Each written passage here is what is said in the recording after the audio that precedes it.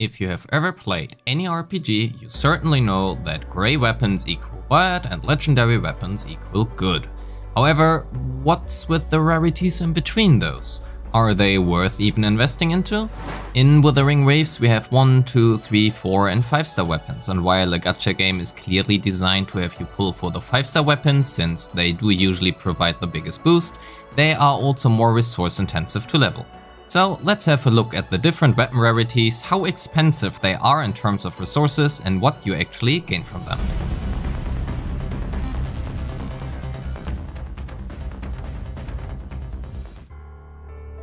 So what can you expect in this video? We will explore the different resources needed for each weapon rank, look at the damage difference example with Rover and put all of that into relation with how many waveplates, which is this game's stamina, you need to spend on these weapons. Please note, I will not tell you which weapon is the best, that is up to you to decide. I will only supply you with data and theory crafting, so you can learn why some weapons are better than others in regards to efficiency. As usual, a short disclaimer. First, you can find the link to the sheet in the description. Secondly, these are based on CBT2 values, so they might differ from the release game. Lastly, thanks to Low Priority for providing the calculation sheet. Let's first establish a base. We have to begin somewhere after all. For 1-star weapons we need around 376,000 experience, 2-star weapons 470,000, 3-star weapons around 1.37 million, 4-star weapons already need about 2.3 million experience, and last but not least 5-star weapons with approximately 2.7 million. Please note 1 and 2-star weapons max level is capped at 70. Looking at the XP difference between those, we can see that 2-star weapons need 25% more experience than 1-star weapons. 3-star weapons 265% more, 4-star already 509%, and 5-star weapons need 616% more experience than a 1-star weapon to reach max level. If we were to translate that into how many meds we actually need, going just off premium energy cores, that would be 19, 24, 69, 114 and 135 for 1, 2, 3, 4 and 5 stars respectively. However, weapons also need ascension materials to even reach that max level. But before we can get to those, let's first have a look at damage differences between the weapons, at the example of Rover. Rover is sequence 6, we get those sequences for free after all, level 90, all weapons are level 90 as well, and they are all up against a single level 90 enemy with no resistances.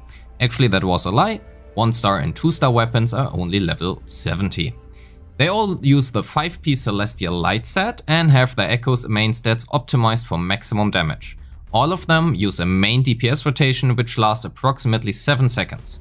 Important note, this calculation expects you to be mid-fight and already have some Concerto as well as Liberation energy.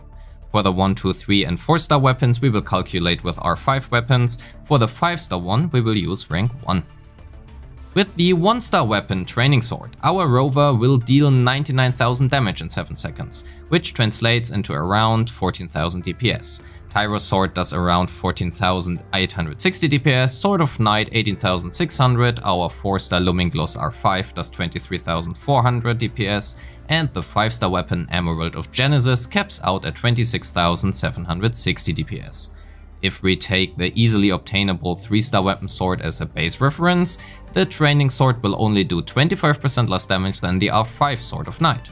The Tyro Sword does 20% less, the 4-star does 25% more, and the 5-star weapon Emerald of Genesis does 43% more damage than our R5 weapon. Actually, technically speaking, the 1 and 2-star weapons would be a lot closer to the 3-star weapon if they wouldn't have the max level restriction of 70. Again, please keep in mind this example is based on the CBT2 and very specific for S6 Rover. You will get different results for other resonators and or other weapons. This is only an example to help prove the point I'm trying to make. Now that we know how much damage each weapon does in this scenario, we can talk about the essential materials. All calculations are done with level 60 forgery challenges and the level 55 sim training in mind, as I unfortunately don't have enough reliable data for the level 70 and 80 challenges. This also means the following data will not, I repeat, not be accurate, and is actually way higher than it will be in the game. I would argue that you can probably just take a fourth of my example here to get a more accurate result. I will not, because I don't want to speculate on this. That said, To farm all the experience materials for these weapons, you will need 1.2, 1.5, 4.2, 7.1 and 8.3 days worth of waveplates respectively. To add to that, another 2.1, 6.2, 26.4, 43 and 60.6 days for the essential materials. Again, as you can see, these numbers are too high, and I would argue 15 days is far more realistic for a 5-star weapon than 2 months are. But let's do this anyway. If we now set our waveplate spendings into relation with the DPS difference between all the weapons, we can find out how much worse or better 3, 4 or 5-star weapons really are. After all, we want to spend our resources efficiently for most damage and not just take the cheapest option. That would by far be the training sword with only 3.3 days to bring it to max level 70. Taking now the 4-star weapon Looming Gloss R5 as the base to compare to, our 3-star weapon does 20% less damage and the 5-star weapon 14% more.